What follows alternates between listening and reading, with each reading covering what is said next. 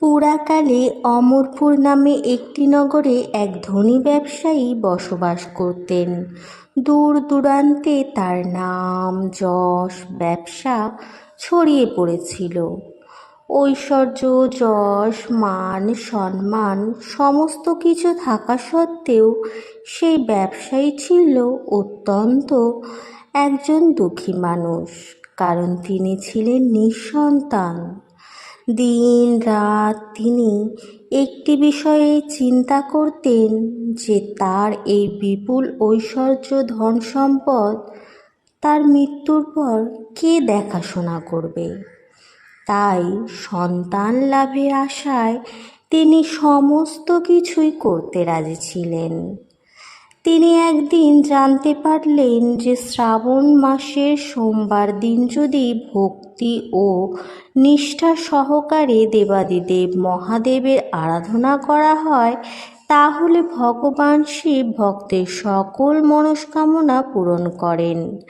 যথাবিধি মেনে তিনি সন্ধ্যাবেলায় শ্রাবণ সোমবারের দিন ভগবান শিবের অত্যন্ত নিষ্ঠা এবং ভক্তি সহকারে পূজা করলেন।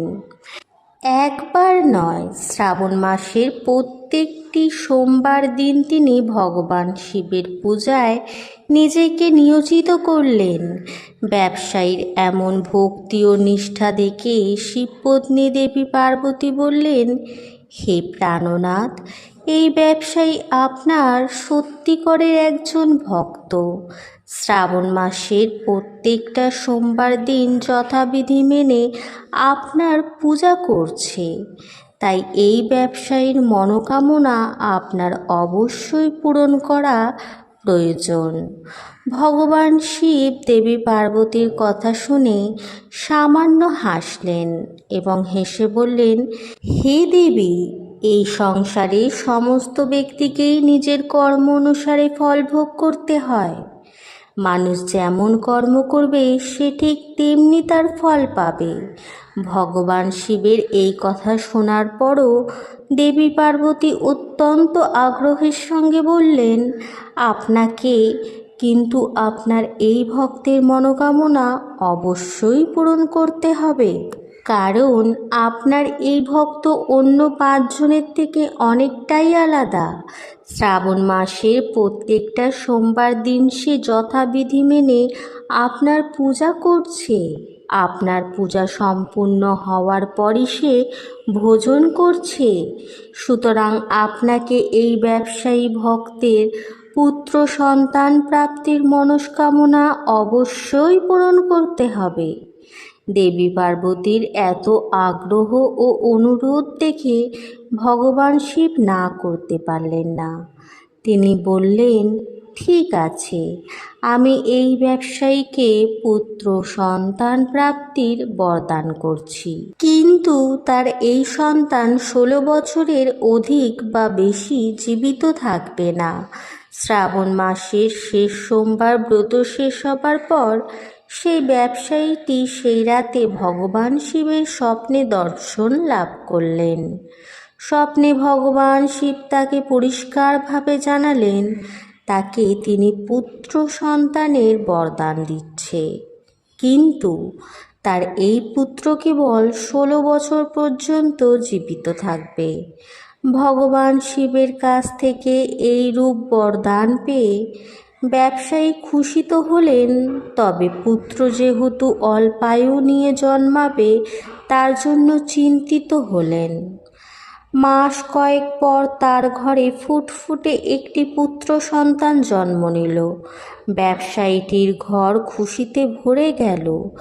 যথেষ্ট ধুমধামের সঙ্গে সন্তান আসার খুশি প্রকাশ করার জন্য উৎসবের আয়োজন করা হলো, কিন্তু ব্যবসায়ীটি খুব একটা খুশি ছিলেন না, কারণ তার এই পুত্র যে অল্পায়ু নিয়ে জন্মগ্রহণ করেছে তিনি এই কথা এখনো পর্যন্ত গোপনই রেখেছেন।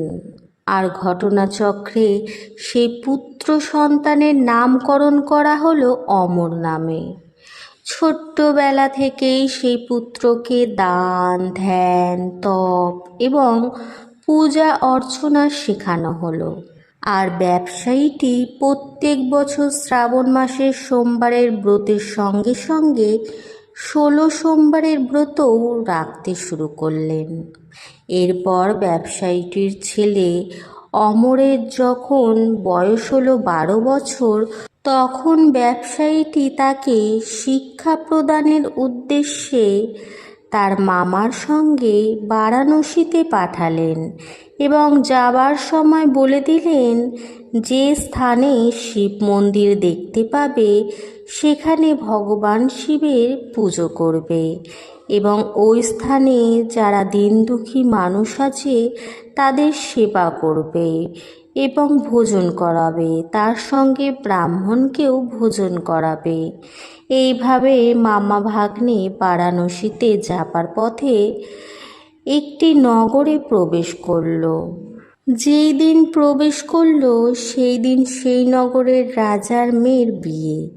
কিন্তু যেই রাজার ছেলে সেই মেয়েকে অর্থাৎ রাজকন্যাকে বিয়ে করতে এসেছে, সেই রাজার ছেলের এক চোখ ছিল অন্ধ, আর এই বিষয়টি সে গোপন রেখেছিল। পথের মধ্যে সেই ব্যবসায়ীটির সুন্দর ছেলেটিকে দেখতে পেয়ে সেই রাজার এক কুবুদ্ধি জাগরিত হলো।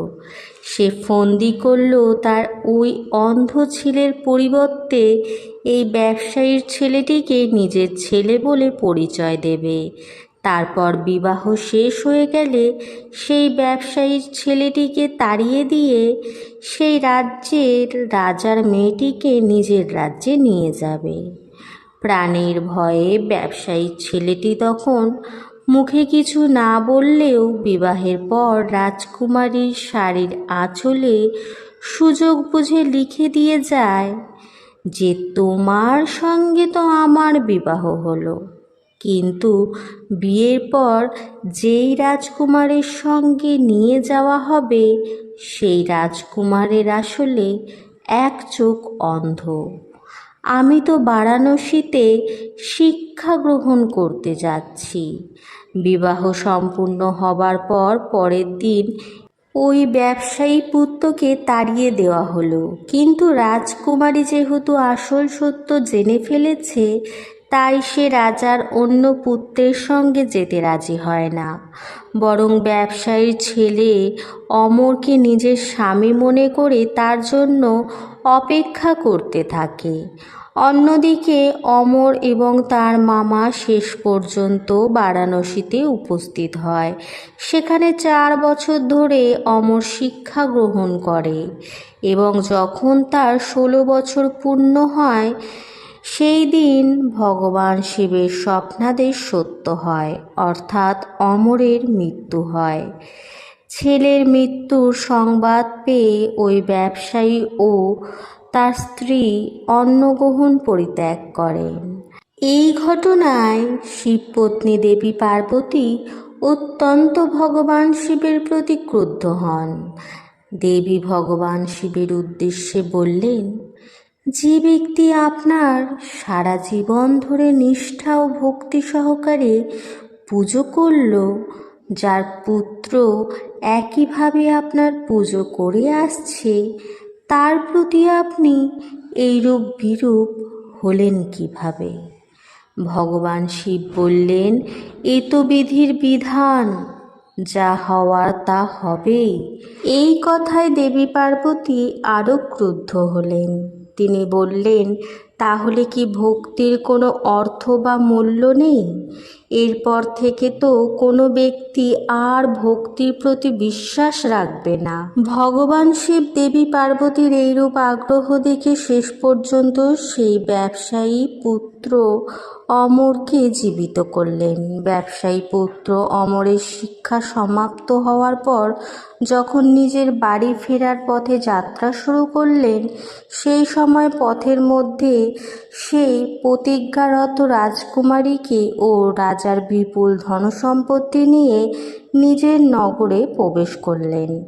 ভগবান শিব ব্যবসায়ীর স্বপ্নে আবারও দেখা দিলেন এবং দেখা দিয়ে বললেন, হে ভক্ত, তোমার ভক্তি ও নিষ্ঠায় আমি প্রসন্ন হয়েছি, তাই বিধির বিধান আমাকে শেষ পর্যন্ত বদলাতেই হয়েছে।